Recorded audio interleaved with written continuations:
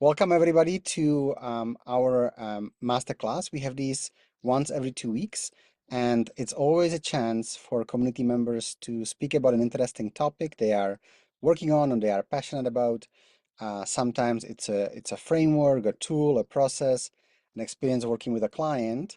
But today we have something very special because it relates to two of my favorite topics. It relates to the future and food. So great. So I think we're going to be learning a lot about kind of I think what is, I know Alex if I'm saying it correctly, but a lot of people do speak about what you will be speaking about as the food of the future potentially, and looking at, at one possible solution to our limitations in terms of arable land and all that kind of stuff, expanding to the seas. So I actually don't know if I'm right on that, but I always thought about kind of seaweed and kelp as something that is a potential food of the future. I also know it's very nutritious and very very good for you. It's in some sense we have came from the seas, so I think eating stuff from the seas is good for us as well. So you'll probably be exploring these and many other topics, but very excited about the topic here. Just a couple of logistics before we start. So we're gonna have about a 40-minute presentation from Alex and then a 15-minute Q&A.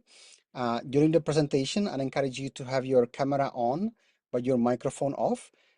So camera on, so Alex doesn't feel like he's speaking into a black hole. That always helps. And microphone off, so we can keep the recording and the line clear. And if you have any questions, you can put them in the chat as they are coming to you. So as you're having these questions, as Alex is speaking, you can put them in the chat. But we're gonna have a dedicated Q&A at the very end of this. So I think that's all I wanted to say to intro. Alex, I'll hand over to you, and maybe you can begin with a quick intro of you. And how did you even hear about EXO? And how did you come Yes, being here today presenting? And then you can dive straight into your topic. We are all very curious. So go for it, Alex. yes. So thank you very much, Jaroslav. So yeah, my name is Alexander Ebbing, and it is quite recently I got in contact with the Open ExO community, especially Kevin Allen. And the thing is that I was listening to a podcast with Salim, and the subjects he was talking about were exactly the same topics I'm thinking about a lot, about how to scale industries in ways that are novel and beneficial to us all. And so suddenly he was talking about OpenExO and about the MTP. And for me, it was just like having finally words to place into the ideas, in essence, right? With whom I was already working with. And well, I hope at least with the presentation that I can show you a little bit why I was thinking so much about very similar ideas as the OpenExO community. So I'm going to share it. So I think everybody should be. Is everybody seeing now the, yes, perfect. Yes. Okay, so let me place you a little bit here so I can also see. So, well, seaweed cultivation, an exponential frontier that benefits the planet. Do you see the entire screen, or do you also see your own faces? Yeah? No, okay, perfect. Well, let's first start with the first step, right? And that is this idea of a Gutenberg moment. So Salim, I heard him at least talking a lot about this idea of a Gutenberg moment. So a technological invention that changes the state of the world prior to that invention and after that.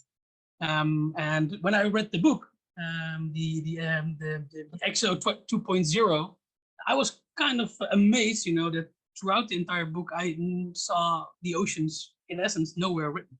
And in my opinion, I think that this whole idea of using the oceans, of ecoscaping the oceans, it's a true Gutenberg moment. And I hope that I'm going to use this presentation at least to convince the group here, and hopefully in the future also the 3.0 version, to include the oceans into this framework, in this way of thinking. So I'm a seaweed cultivation expert. And so I'm going to talk about seaweed cultivation. I see it a little bit as a gateway drug towards the oceans, and I'm going to explain a little bit of how that is sort of put in place. So I give you an introduction of what seaweed cultivation is. I'm going to give you my idea what the potential is of seaweed cultivation, and then the second part is equally important, and that is in essence why I think that seaweed cultivation is an ExO and the challenges and opportunities that come along with it. So first, a little bit about myself. So I'm now working. I'm a marine biologist, but I'm now in essence a seaweed farmer for the last 12 years. Through my work as a seaweed farmer, I experimented a lot with breeding of kelp, and during my time, I also developed machines to help better cultivate kelp as a green tech pioneer. Last couple of years, I'm positioning myself more and more in a sort of a meta place as an industry a builder, in essence, because seaweed farming is more than just seaweed farming. Everything along the entire value chain needs to be set up in order to make this a viable industry.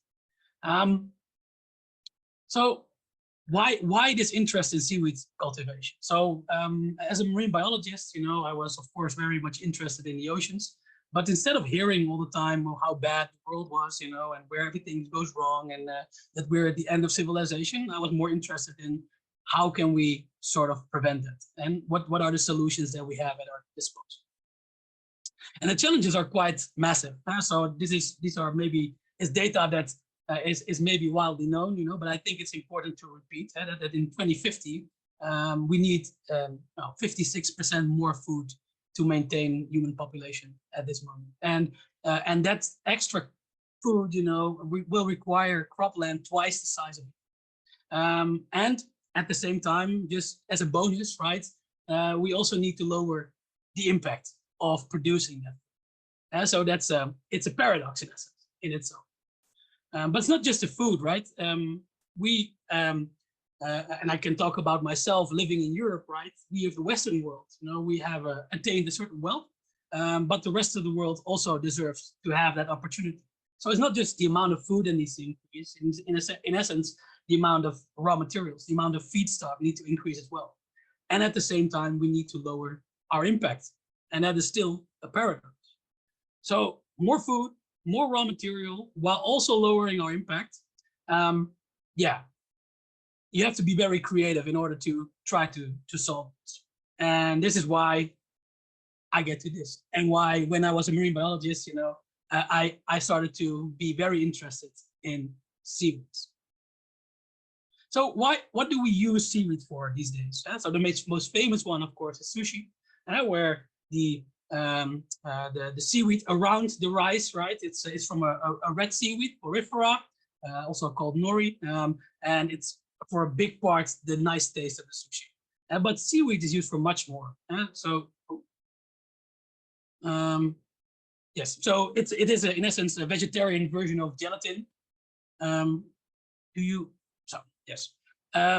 It's a lubricant powder. So this is used in the fracking industry. It's used in laboratories on agar-agar plates. This is from a red seaweed. But the thing is, and I think it's an important take-home message, is seaweed is used for a lot of stuff. So the idea that seaweed is some kind of mystical, not used product, it's a false idea. It's so widely used that you can even see it from space. So this is a picture from South Korea along the south coast, close to Jeju Island. And yeah, you can see the entire sea is filled with all different shapes and sizes of seaweed cultivation. So the idea that seaweed is some kind of niche thing, it's just not true. It's a pretty big industry. But personally, I want to see it to grow even larger. Why?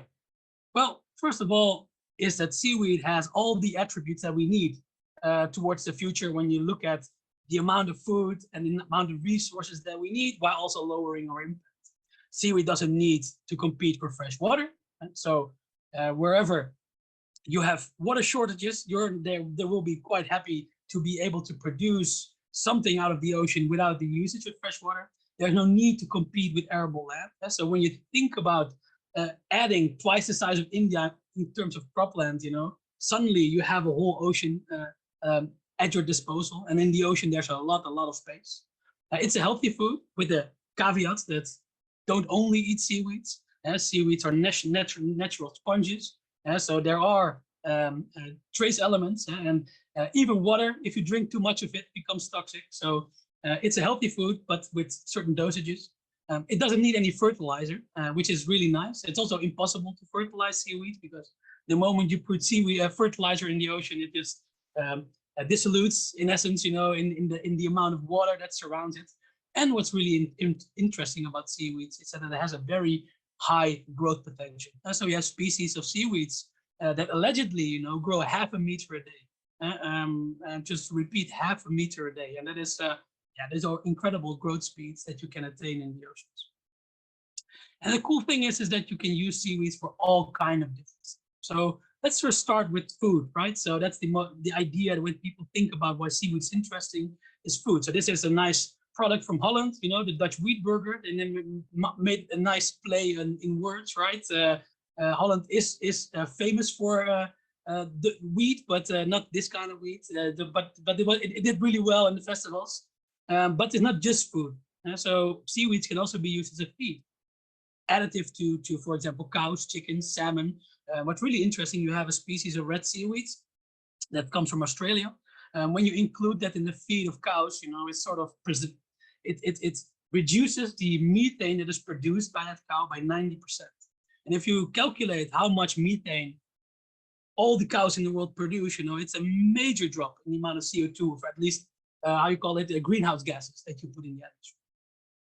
Seaweed is a very organic way to produce fertilizer. I mean, they are nitrogen, they're phosphates, so you can use it as a fertilizer, even as a biostimulant. So there are experiments where they have shown that adding seaweed instead of just artificial fertilizer, enhances the growth. And just like with any plants, seaweed can be used as a bioenergy. I mean, oil is nothing than that plant material. It can be used as a biofilter because it absorbs everything that's around it. And so there are these crazy ideas to put these seaweed farms in the mouths of rivers in order to sort of absorb all the effluent river water, all the nutrients that the farmers put in the rivers. And it's a bioplastic, and that's pretty cool. And so you have these, for example, with kelp, they produce alginates, and these alginates can be converted into bioplastics. And this is a famous Uhu bottle, which is an edible water bottle. It's used during the London Marathon, and so you can see that a lot of stuff can be built from seaweed. But just using the word seaweed doesn't really cover what's happening on it. And so there are 12,000 species of seaweed, and they're divided in 3 major groups: the brown seaweeds, which are the kelps in essence, and the sargassum, which if you ever went to the Caribbean, you have seen the problems with the sargassum blooms. You have the green seaweeds, which in essence are the great grandparents of all land plants, and then you have the red seaweeds. And to think that the diversity underwater is similar to on land, just to give you an example, that the genetic diversity, the genetic difference between us and a mushroom is smaller than a genetic difference between the green seaweeds and the brown seaweeds. The brown seaweeds are not even plants; they're in essence alien. So, how big is the potential of the oceans? Well, I think this picture pretty much says it all. So we have such a large swath of the world that in essence is not touched. But there are studies from, I think, 2012, where scientists started to calculate how many proteins we can produce from the ocean. And you see this small orange dot, well, that is the size of Holland. And if we would build a farm the size of Holland in the middle of the ocean, in essence, theoretically, we could produce enough proteins to feed them. Well, it's a speck, right? And it just doesn't need to be a farm that size. It can also be 1,000 farms all around it. So to give you a recap, this is still a small video. Already apologies, this is a video made by me, so it's quite low quality, but it shows you a little bit about the seaweed industry. The seaweed industry is now where agriculture was more than 10,000 years ago. Seeds are still collected from the wild, and the breeding of seaweeds is still in its infancy. A lot of ground needs to be won before seaweed farms can match the land-based agriculture. Especially in the culturing of young hatchlings, like opportunities to improve. Opportunities that we need to take so the research and industry of renewable seaweed aquaculture can help tackle the challenges of the 21st century. Providing the ever-increasing human population with sustainable food and energy is an enormous challenge. This challenge becomes even harder under the conditions of global climate change. Agricultural lands are overexploited, fresh water is becoming scarce, use of crop protection is under debate, fossil fuels run out. Not surprising, humanity is turning to the oceans for future food and energy. The production of seaweed biomass has the potential to make the transition to a bio-based, circular economy that is in harmony with the marine environment.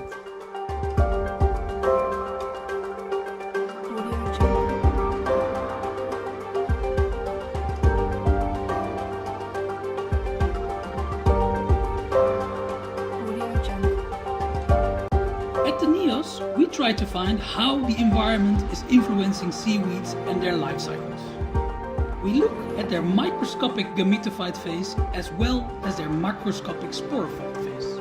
Fundamental questions of how the ever-changing environment affects seaweed morphology, physiology, and species distribution. To the more applied questions where we try to assist the ever-growing seaweed aquaculture. Much is still unknown, and it is up to us to uncover them. So, but the thing is, it doesn't end there. So, like a really famous old school dictator once said, that quantity is a quality on its own. And the same goes for seaweeds. So whenever you reach a certain size, it starts to behave differently. You can do different stuff with it. For example, whenever you have something that breathes or produces oxygen, it increases the pH. And we are now living through a time where the CO2 amount in the atmosphere is actually decreasing the pH. That's why you say it's acidifying the oceans. So whenever you cultivate seaweeds in a large enough scale, you're able to de-acidify parts of the ocean. But not only that. So there are ideas to use seaweed as a carbon sequestration tool. And in essence, it's already a proof of concept. So if you can see here on the right graph, 50 million years ago, you had the Azolla effect. And the Azolla is a water fern. Back then, it was found all over the Arctic. And it was so proliferant, that the sediment samples tell us that they were responsible for the enormous CO2 drop that you see in the right graph. So the idea of using aquatic biomass to take out CO2 from the atmosphere, well, it's a proof of concept. So now we get to part two.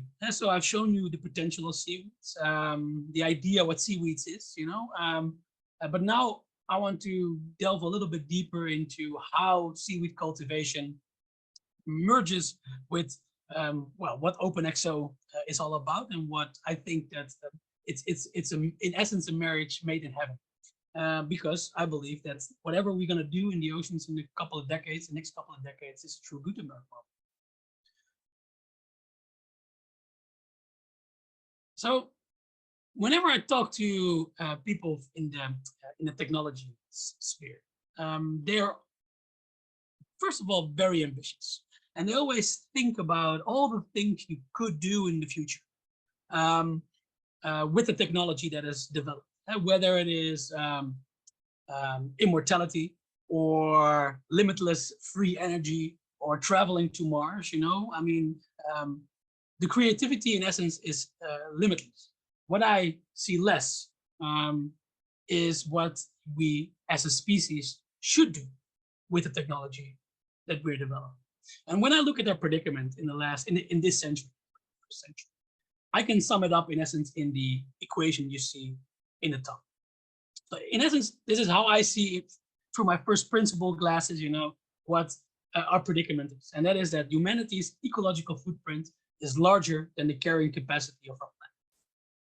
And where we have to go to is the equation on the bottom, where the humanity's ecological footprint is lower than the carrying capacity of our planet. And a lot of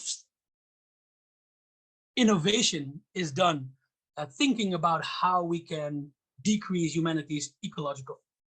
Think about electric cars, for example, or being vegetarian or vegan. Not flying, for example. There are many different routes that people want to take, to decrease our humanity's ecological footprint. But what I really like about first principle thinking is that when you see this kind of equation, you realize that half of that equation is practically untouched. So I never hear anybody talk about carrying capacity. We assume that it is a fixed thing. Worst case scenario, we assume that because of our negative influence on the planet, we are actively decreasing the carrying capacity. Well, I believe that we are able to increase the carrying capacity. And I also believe that whenever we are realizing this as a species, we will go through a very important good, because we start to evolve from, in essence, being this idea of a parasite on the planet towards what they call a keystone species, a fundamental species on a planet, that sustains an environment. To give an example why I think that this is the case, is that around 10,000 years ago, we invented agriculture. We started to cultivate land, and we became more efficient on land, producing more food, allowing for larger population sizes. The thing is, the last 10,000 years, we remained hunter-gatherers in the ocean. So our tools became bigger, we became more high-tech. We just became more high-tech in our hunting and our gathering. And less hunting, more gathering. And I believe that if we start to transform from hunter-gatherers to, in essence, agriculture in the oceans or aquaculture in the oceans, we will start to tap into the affluence that is what's possible. So I want you to think about this. So what if our need for more raw material can be aligned with more nature in the future? Because there is something really interesting whenever you plant something in the ocean. It increases biodiversity. Whenever you look at, for example, oil rigs or shipwrecks or the windmill parks that are now being built plentiful along the coast, at least in Europe, is that whenever you place something in the ocean, whenever you place 3D structures, in essence, it attracts biodiversity, right? There's a lot of fish coming, shrimps, all kinds of stuff. So suddenly you have a cultivation method that, compared to agriculture on land, where you have to destroy nature in order to cultivate, in the water, wherever you cultivate seaweed, it actually increases biodiversity. And personally, and that's maybe a little bit of a colored glasses, but I think that's a whole paradigm shift in our thinking. If we can actually create more raw material and at the same time create more nature. For me, that's just completely unique and, a nice, unique characteristic from the ocean. And so from that point, and this is something I learned from the ExO community, I built my MTP, and that is revitalizing the world's oceans by empowering ocean cultivation for everyone, but more importantly, by everyone. Because one thing that I've learned, throughout my years as a biologist, is that the people that take best care of their environment are the people that actually live there. I mean, look at everybody's garden in this, right? But there's a big challenge. We have quite a time limit. The world is changing fast for the worse, in essence. So whenever we have this nice crop, at our disposal, we need to scale it and scale it hard. And this is in essence where you get to the point where I am at right now, and why I've thought a lot about scaling industries, but also what brought me to the Open ExO community. Because whenever you scale something, whether it is your company or an industry, acceptable error margins never scale accordingly. And so the bigger you become as an industry or a company, the more, in essence, perfect your company has to run. Otherwise, it just crumbles. And so that's also why a pilot, is always less perfect than your end result, right? But it's also, and that's a consequence, whenever you build structures that are more optimized, they also become more fragile, in essence, or more vulnerable to sudden changes in their environment. But instead of building an ever bigger Tower of Pisa, I want to try to tackle this problem in a different way.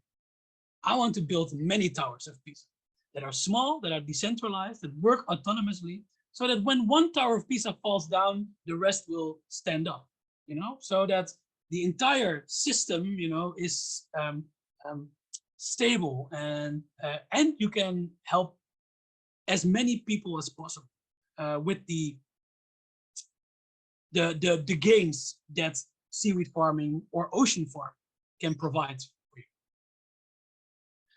So in order to walk this path, I will want to take you a little bit about what I've done the last years in order to get to the point where I am right now. There's a first stage in order to create an industry like this is understand, first of all, the fundamental bottlenecks that prevented it in the past to scale, and then try to solve it. Well, one of the things that I've done is create a completely new cultivation method for the cultivation of kelp. It's described in my PhD thesis, and it solves a big bottleneck for kelp farming, which in essence is scale.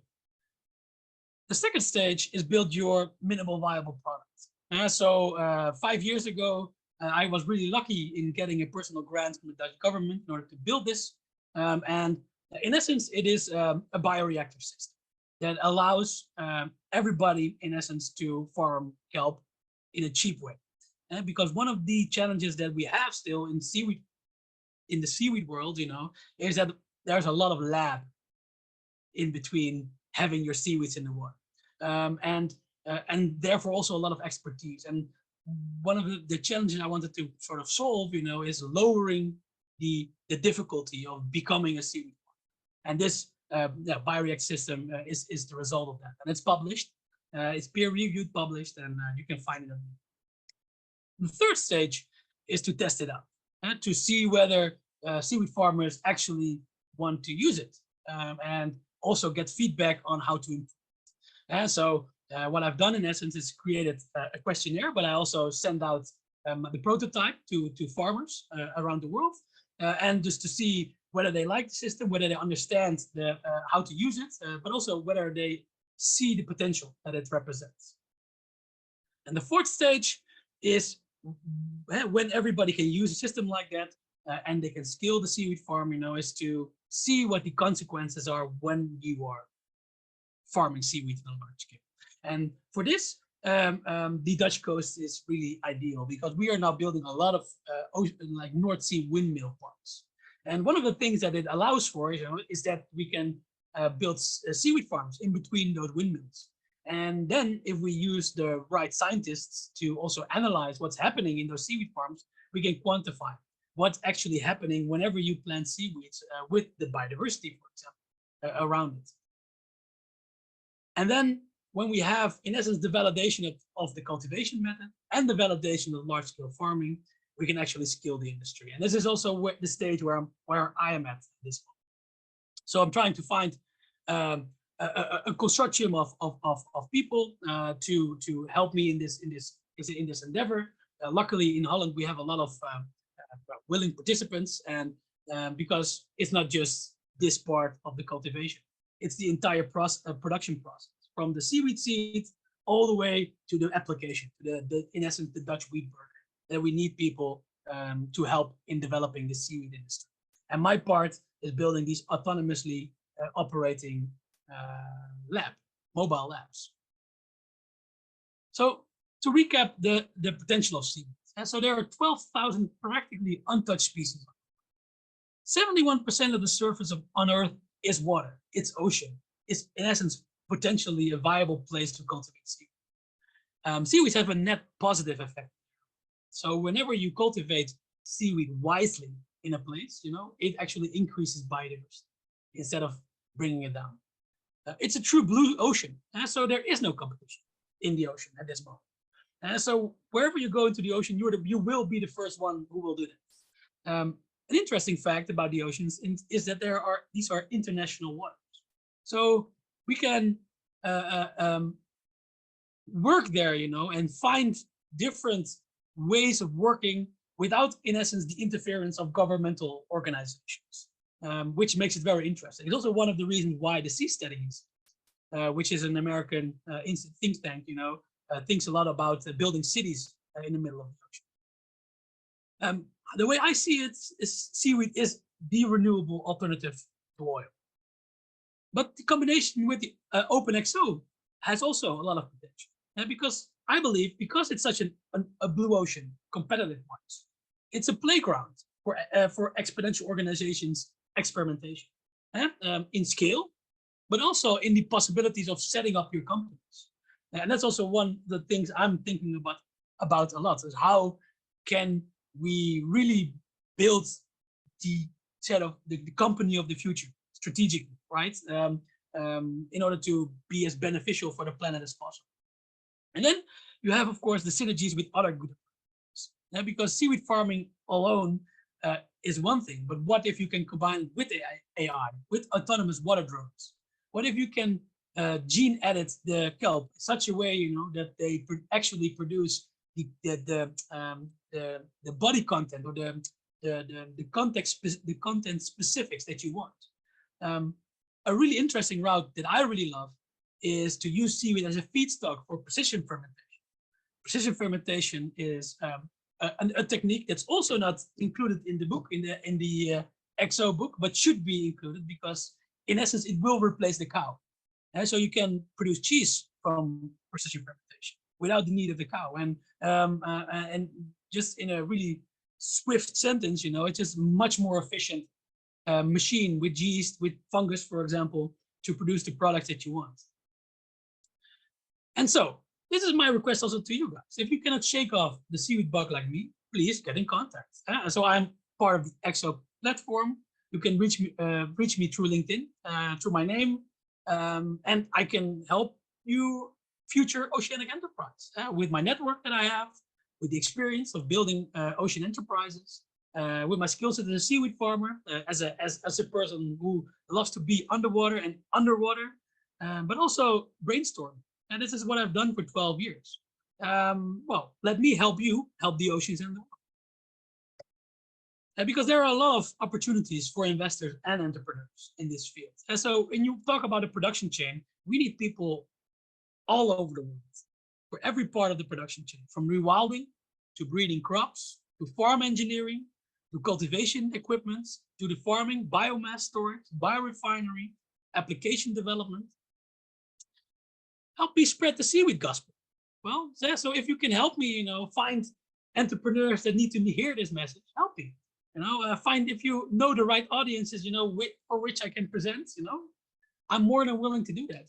Find the right people that could help our work as seaweed evangelists. Yeah, that's the right word, I think. So next year, it's already an invitation. Next year, the biggest seaweed conference in the world will come to Holland. So you're more than welcome, to come to Holland, and then I'm more than willing to welcome you here in Holland and show you around also the seaweed industry here. Additional info for the seaweed addicts out there. So there are some really awesome books. So you have Eat Like a Fish. It's a fisherman from the United States who was part of the Deadliest Catch community, the Discovery Channel people. And he turned seaweed farmer. Amazing story. You should read it. It's really, really something else. You have the book of Tim Flannery, who is a research, scientific researcher, scientific journalist, sorry. And he did a really nice book about why seaweed is a solution to all this. And there are a couple of companies you see on the lower side of the screen, like Kelp Blue, which is, by the way, also a finalist of the X Prize, carbon sequestration prize, one of the 20 finalists, I think.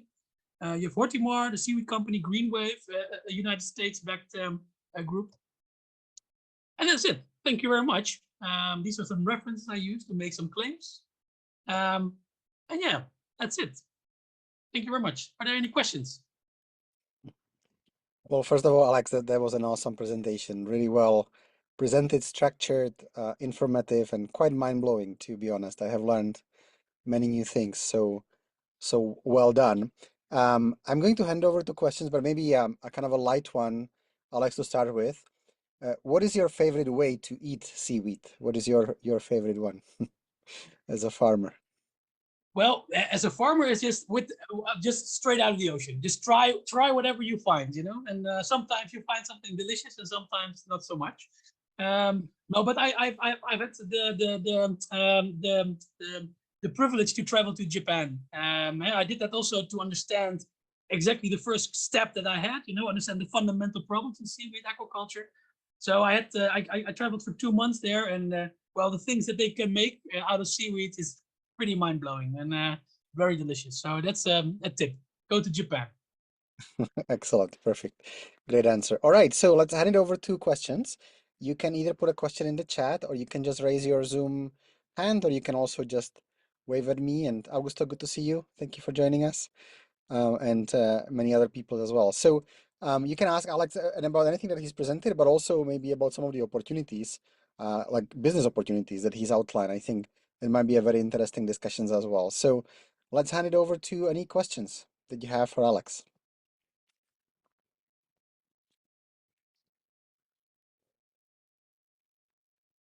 Well, in that case, thank you. I love the idea and the project. I came from Portugal, and we have connections with the sea. And my question will be, what other features of exponential organization you will try to put in your project, because we have interface, dashboard, algorithms, and other features. How you try to put more features in your project? Yeah, that's a very good question. Also, it's also part of now my learning curve. But the way I see it, and where there's a big overlap in how I envisioned the seaweed industry, you know, and what ExO is sort of also preaching, is these decentralized, autonomous operating groups of people, and that you have in essence an overlying digital framework, which it will be your dashboard, and those and that sort of digital framework, you know, connects everybody with everybody. First of all, to learn from each other, because one of the things that we are right in the middle of, you know, we're still in the middle of this sort of Cambrian explosion of experimentation within seaweed cultivation. And I think the most important part is that seaweed farmers, but also later in the production process, biorefiners, for example, can get in contact with each other through very direct lines and learn from each other. And that's one. And the second is, once again, what I really believe in is in small, autonomously operating groups of people that can, well, cultivate seaweed. Seems to me, hope, Alex, besides the ones that you mentioned, seems to me that community would definitely be a strong attribute to tap into. Kevin, you had a question. Yeah, so Alex, great to see you again.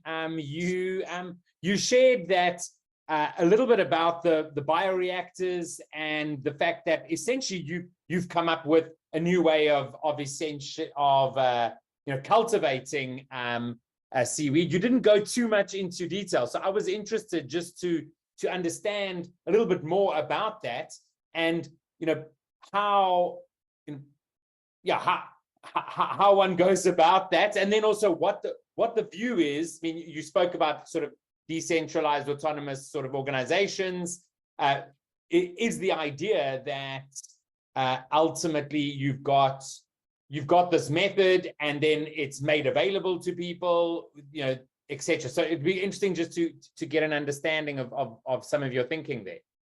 Yes. So kelp has been cultivated now since in essence since 1950, but earlier than that. And what they did in essence was they collected ripe seaweeds from the ocean and took the spores out.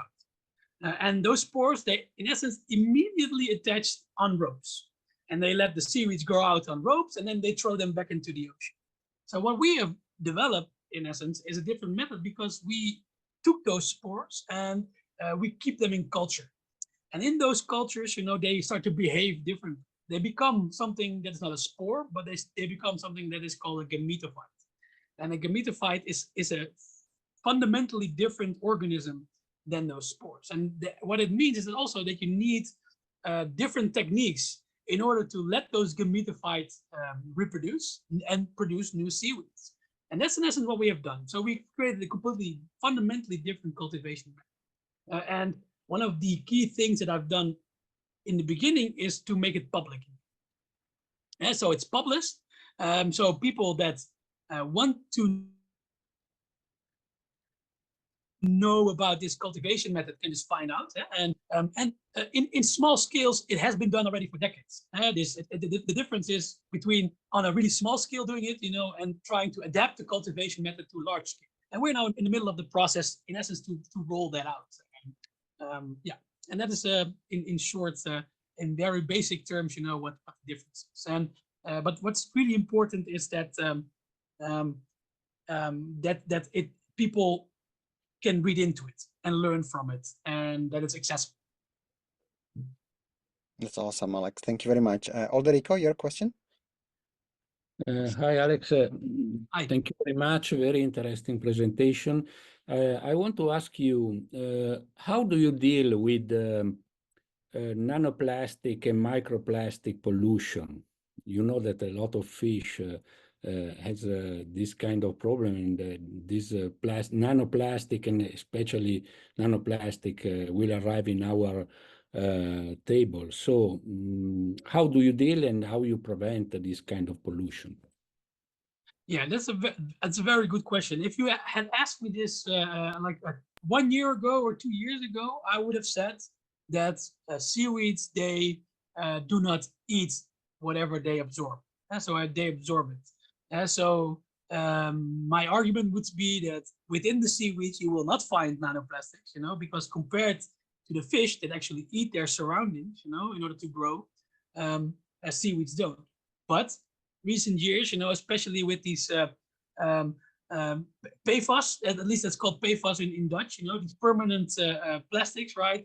They find it in breast milk, well, just finding it in breast milk tells me that it's pretty much everywhere. So, so I think that you will find the plastics also in seaweeds, but at the same time you will find it everywhere, and that is a completely different problem that we have to solve in a completely different.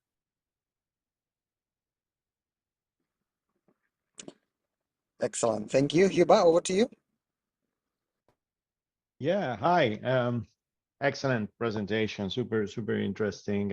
My wife has been involved a little bit with agar, so I know about the topic a little bit. But you mentioned a little bit about precision fermentation, right? And I'm curious, what is the potential of using seaweed or specific species of seaweed for protein, and and developing also like meat substitutes, in the heme protein, things like that? Yeah. So what I know, so the fermentation process, in essence, you put something in and then you get something out, and mostly it is sugars that you put in and you get proteins out. Kelp is it's a lot of sugars, long chain sugars. The bioplastics are made of those sugar chains. And what I find interesting is that on one hand you have these precision fermentation machines that on itself are highly efficient in what they do, right? On the other hand, whenever the input is seaweed, which is a netto positive crop, you suddenly create a system, that actually benefits the planet instead of takes away. And so you have a highly efficient system, which is precision fermentation. And then you put also a crop in, that is increasing biodiversity in the ocean. And suddenly you change the whole idea of destroying the earth while producing raw material and feedstock. And that's in big lines how I see it. And I'm not an expert on precision, and so just take note. Very interesting. So almost like thinking about, I'm making a parallel between what you said and when you think about electrical energy, and when you think about the second order of where that electricity came from. So okay, that's fascinating. Thank you. Excellent. Justin, over to you for your question.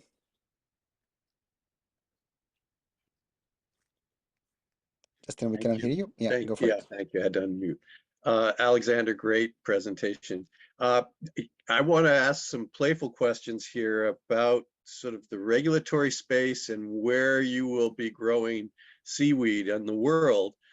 Are you thinking of your seaweed scope, including, say, seagrass in Bahamas type of operations?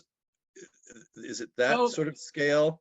Where do we need state players to be participating with corporations to make this happen along coastlines versus could you imagine a floating farm beyond the 20-mile limit in some tropical ocean where a corporation is just expanding this thing outside of national boundaries? Yeah, so there are a couple of things to dissect here. So there's seaweed everywhere, but there are different types of seaweed. Yeah, so you have the big brown kelps. In essence, they are cold water species.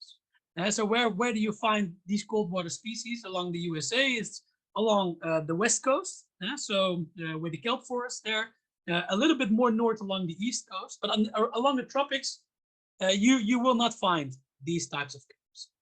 But you have different kind of seaweeds. So you have the red seaweeds and the green seaweeds. Yes, if you think about large-scale cultivation, my ambition and my dream, is having these floating farms in the middle of the ocean that even in the tropics can grow kelp, the cold water species. Because whenever the thing is, when you look at the oceans, you have a top layer of warm water, and under the top layer of warm water, you have like kilometers deep of cold water, which is around 3 degrees Celsius, which I don't know what kind of Fahrenheit is. So I'm sorry for that. But whenever you put these, for example, pistons in water layer that's a couple 100 meters long, you can pump up just by wave action, pump up cold water to the surface, which allows for the cooling of that top layer and allows for the potential growth of kelp in the middle of the ocean, even along the tropics. Yes. And that's and the thing is that I have a Dutch colleague of mine, who is from ocean cleanup. He's the guy who starts to gather all the plastics from the ocean, and he uses in essence a very similar approach where he has these ships with big long tentacles to gather all these plastics from the plastic patches. Yeah, I think isn't there some kelp development in the Sargasso Sea? Yeah, so that is Sargasso Sea. That it is kelp in essence, but it's a different type of. So, you have so one of the things, there's a company in Holland, for example, it's called Goa Ventures, and what they do is they build small biorefineries in containers, and what they build it in such a way that you can convert the biomass that you collect from the beaches. In essence, you put it in the container, and out on the other side come out the different products that you want in essence. So you can use it for that. You have also people that want to cultivate sargassum in the middle of the ocean. So they want to sort of gather it, just like Boy and Slot with ocean cleanup, but gather it and then grow it further in a controlled environment, and then let it sink to the ocean in order to sequester carbon. So they're different routes. A lot of creativity. Interesting. Any other questions for Alex? We have a few minutes left. Oh, Federico, one more. Yeah, go for it. You can apply also in rivers and lakes. So no. So seaweeds are really saltwater plants, but of course, in fresh water you have different organisms. So the Azolla event I was talking about earlier, with the carbon sequestration. That Azolla, it's a small water fern, which is a big problem in India, for example. So they have to clean the rivers out of the Azolla, because otherwise it just grows everywhere. So different organisms. And so the freshwater plants, yes, but not seaweeds. Excellent. Any other questions? Yeah, back to the open ocean. Obviously, whilst it's, as you've said, I mean, it's international waters. The legalities of that we didn't really get into. I think Justin was asking a little bit also about that. Obviously, I think with the treaties of the seas, you can't just go and set up something permanently in international waters and say this is now mine. I guess it needs to be constantly floating and not affixed anywhere. Is that how it would go? And have you thought even further? Like, would you have, you know, some sort of structures that would be out in the open ocean? I think it has to be. How does it work? The ocean is 20 miles, but the seabed is 200 miles or something like that. You know, have you thought about how would that work? Would you then like bring that in with the ship to reap and then go back out? Yeah, have you given that any thought? So the reason why I'm joining OpenExO is to think about these exponential companies. Yeah? But the same thing I'm also doing with the Seasteading Institute.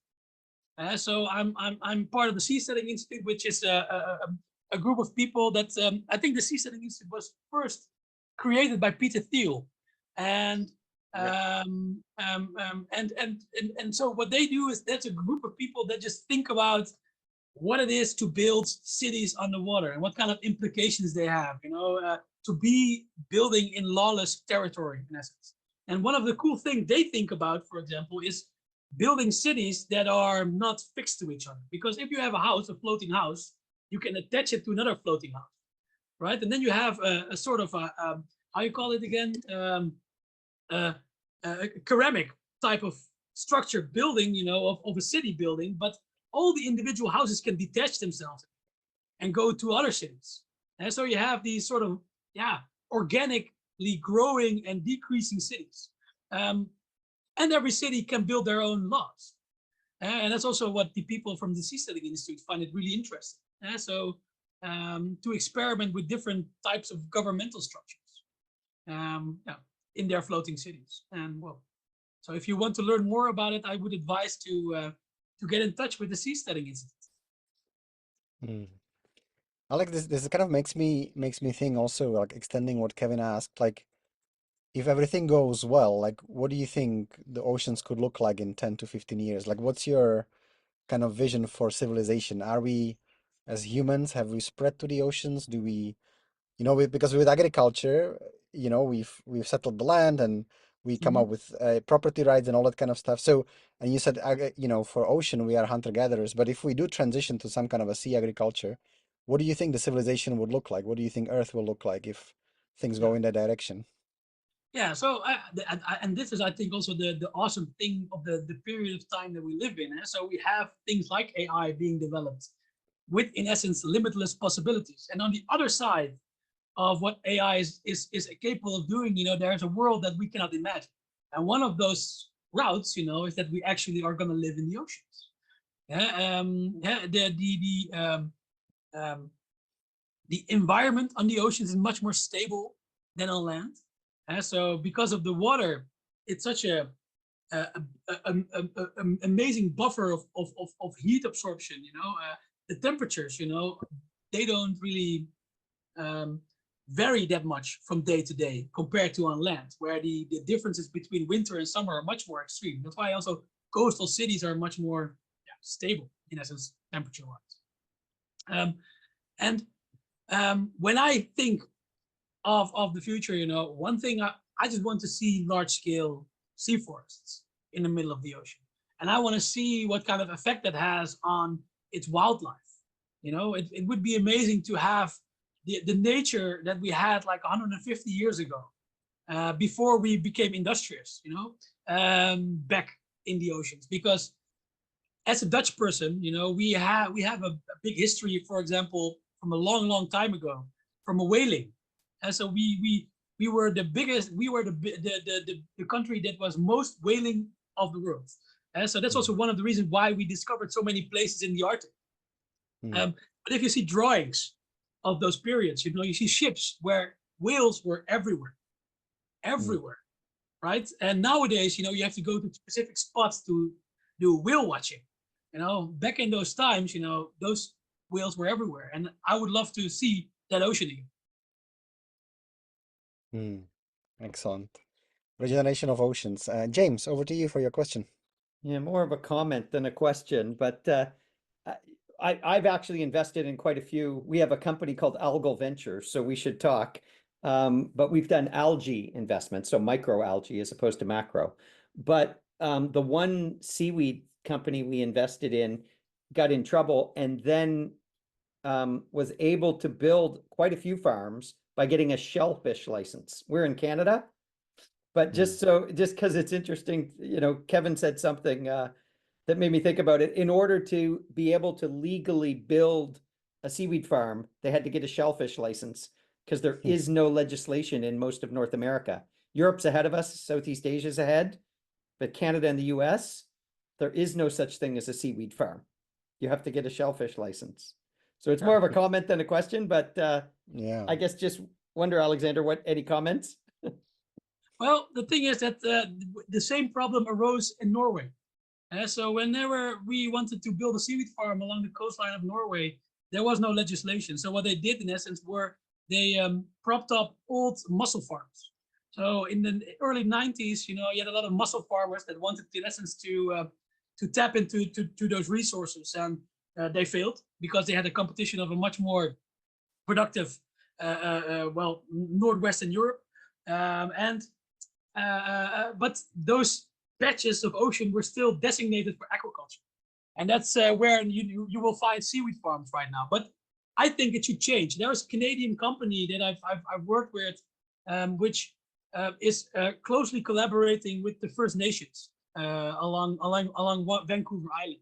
Yeah, the company that we invested in that's probably who it is, because they have 6 farms now, and all 6 have a partnership with an Indigenous band. Well, then they also use the same cultivation method that I developed. And then you can get around it, because if the Indigenous people have rights to hunt, fish, and farm, and don't need licenses. Yes, and I 100%. And I believe that that's the right way to do things, to collaborate with those local people, because they want to see their environment thrive. And what's also a fascinating fact about the Indigenous people there is that they all from the old days, they were already using kelp in order to collect the spawn of herring. And so what they did, they collected seaweeds and they placed them further out of the shoreline. And then the herring would pass by and they would spawn their eggs on those kelps. And then those First Nation people, they would collect the kelps again, and they had like their own way of sushi. Right? They had their kelp with these eggs attached on it. But the consequence of their working with nature was that a larger percentage of those herring eggs would hatch and become adults. And because of their practices, they were enhancing the herring populations along those coastlines. And that's, I think, the magic of seaweed. That's amazing. Eduardo, final question goes to you, and then we'll wrap up. Oh, thank you. Thank you again. My first question, it's about, you thinking create these sea farms in the international waters or in the national waters?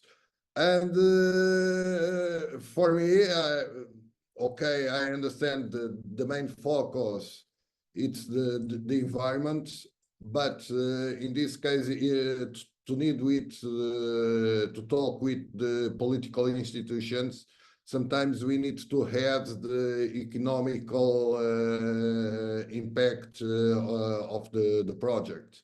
And I thinking that talking with, when I listen, I born in Azores. Azores, it's in the middle of Atlantic Oceans.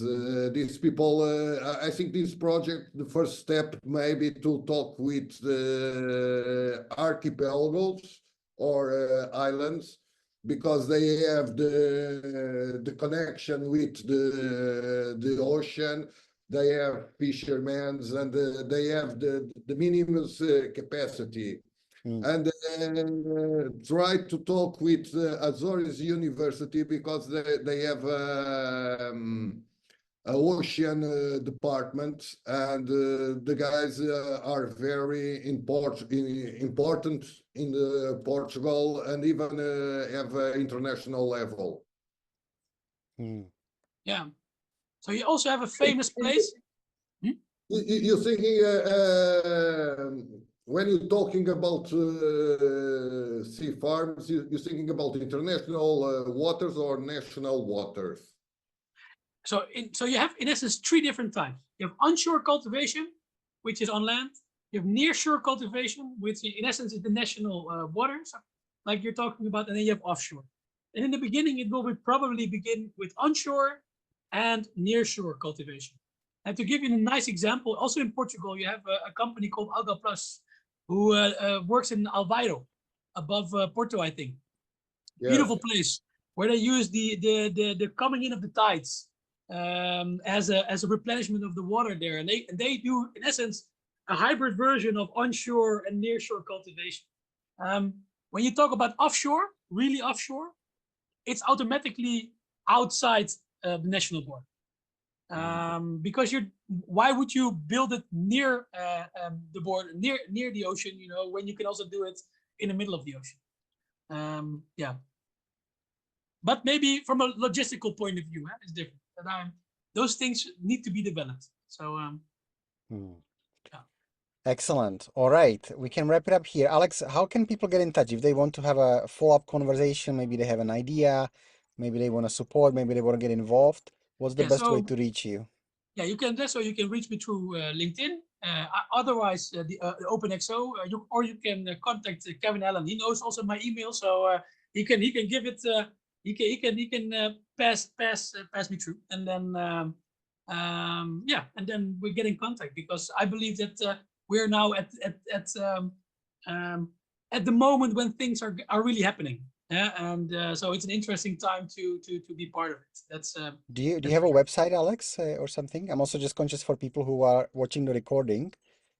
Yes, no. But you can find me on YouTube. So if you type in Alexander Ebbing, you will find Alexander Ebbing, perfect, and or LinkedIn as well. Yes. Okay, excellent. Well, LinkedIn in the chat. Okay, perfect. I've put the LinkedIn in the chat. Yeah. Excellent. So if anybody's watching the recording wants to get in touch with Alex, just get in touch with Kevin. He can connect you, or you can find Alex directly on LinkedIn. So Alex, thank you very much. This was awesome. Thank you for coming and presenting everything, and good luck with everything. And I'm sure we're gonna be hearing about you and talking further. So thank you, Alex. Thank you everybody for coming. And we have these every 2 weeks. If you have a masterclass to host, just contact us, certificationopenexo.com, and you can host yours as well in the future. So thank you, everybody. Have a great rest of your week. Yeah, go for it, Alex. One last thing. Yeah, so if somebody has the opportunity to give me an audience, you know, where I can just preach the seaweed gospel, you know, please help. I'm more than willing to do presentations for other people. Yeah, so just help. If you know the right entrepreneurs who want to be part of the ocean, you know, I can help them also. And just keep that in mind. Thank you very much. That's awesome. All right, thank you, everyone.